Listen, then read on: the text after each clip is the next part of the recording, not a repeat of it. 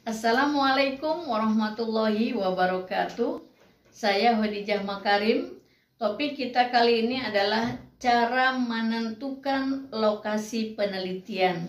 Teman-teman sekalian, di dalam proses penelitian itu kan adalah kegiatan pengumpulan data, lalu diolah. Setelah itu, setelah pengolahan data kita lihat dianalisis ya, diinterpretasikan, kemudian setelah itu kita sajikan ya sebagai hasil penelitian.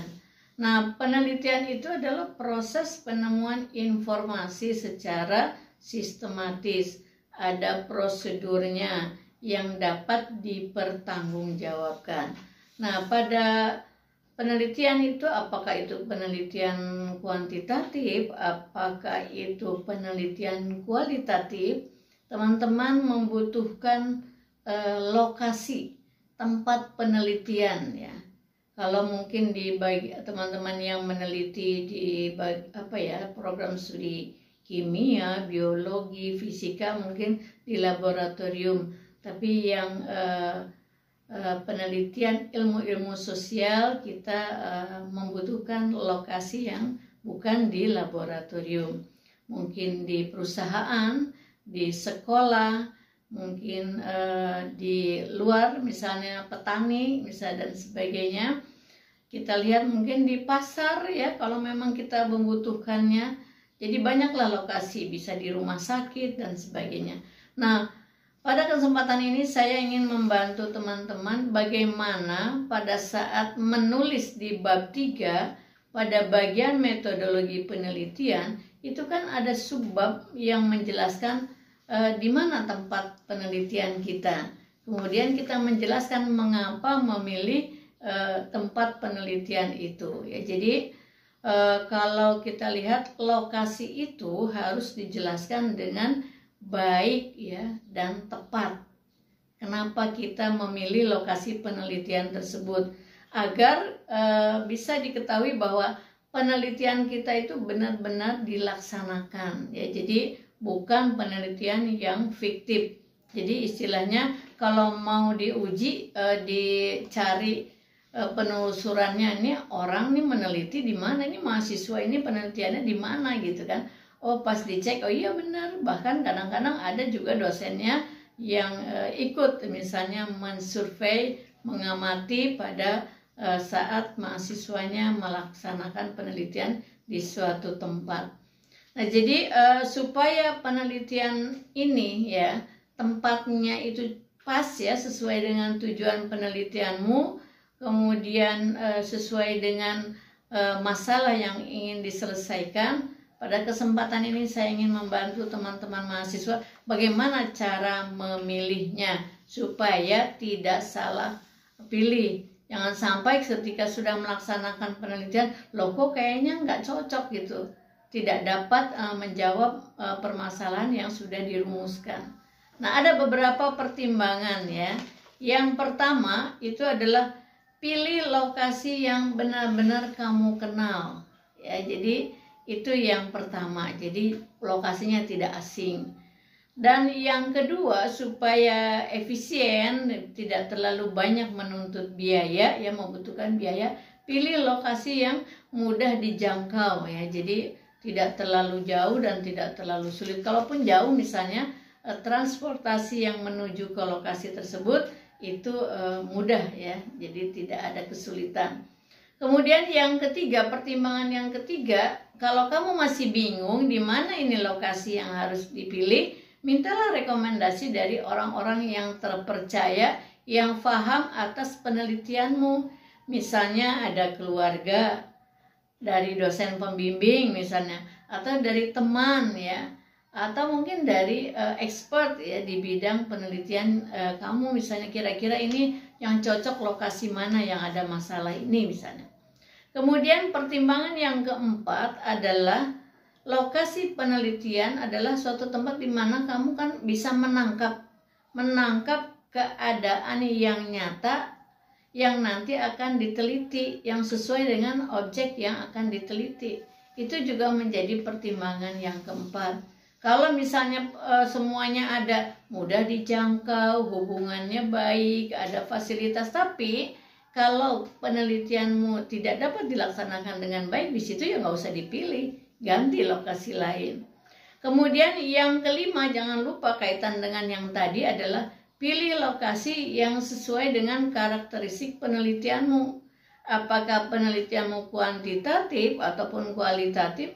Ada tidak responden yang karakteristiknya sama dengan yang sudah direncanakan dalam proposalmu ya. Jadi cek lagi, kalau tidak sesuai, tidak cocok, ya nggak usah di situ, berarti ganti lokasi yang lain ya, yang karakteristiknya sesuai. Kemudian yang keenam adalah pilih lokasi yang kamu punya hubungan emosional yang baik, punya hubungan baik ya.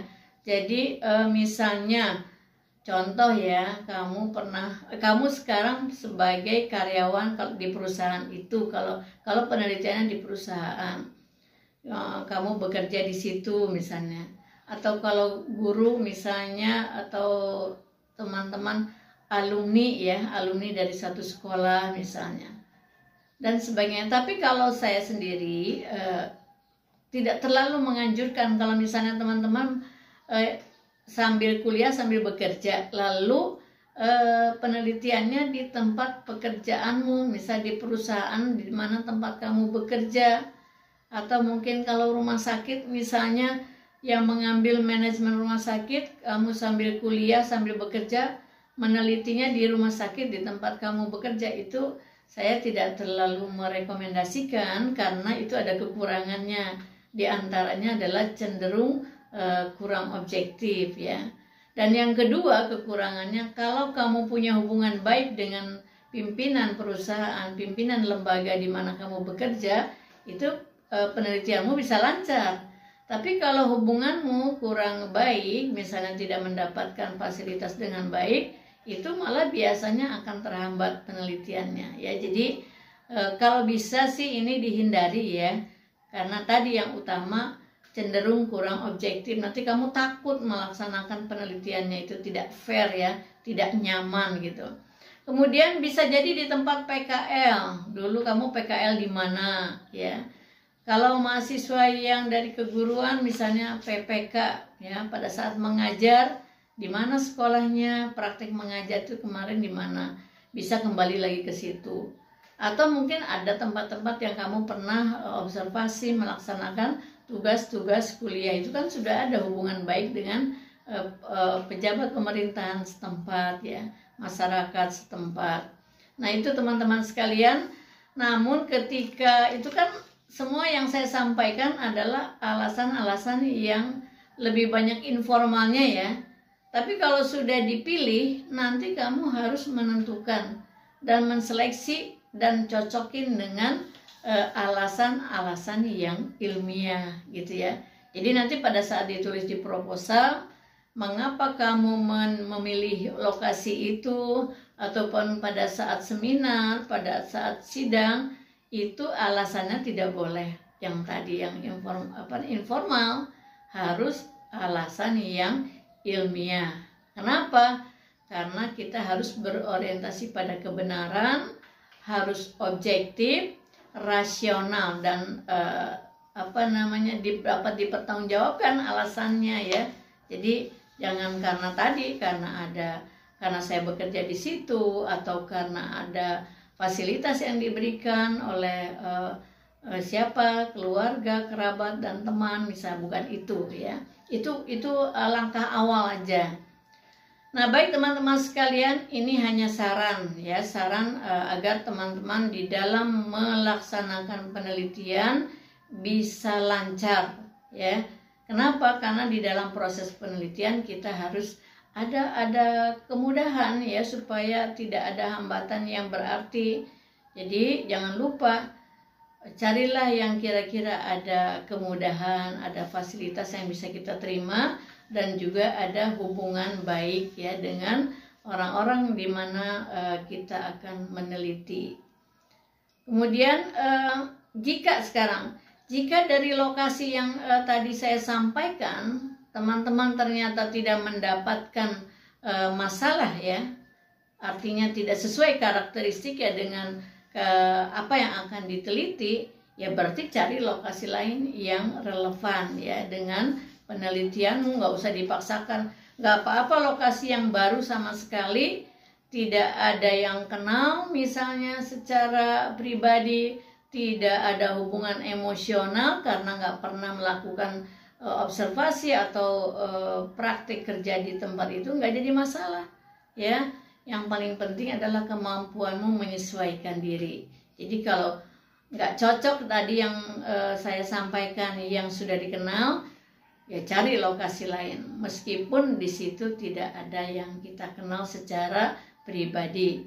Yang paling penting adalah bedanya begini aja, kalau teman-teman mendapatkan lokasi yang baru sama sekali, berarti ada tambahan usaha, yaitu proses orientasi medan ya. Jadi sebelum datang meneliti, kamu melakukan proses orientasi medan, menjalin hubungan baik dengan masyarakat setempat dan mengenali responden yang akan diteliti. Itu bedanya. Kalau yang tadi saya sampaikan 1-6, poin pertama kamu tidak perlu lagi karena kan memang udah kenal suasananya ya.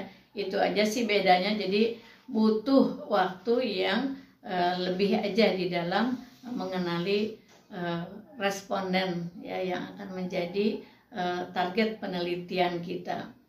Nah, baik teman-teman, jadi jangan lupa di dalam pemilihan lokasi, setelah kita pilih secara informal, tetapi pada saat disampaikan, dituangkan secara tertulis di bab 3, itu harus ilmiah.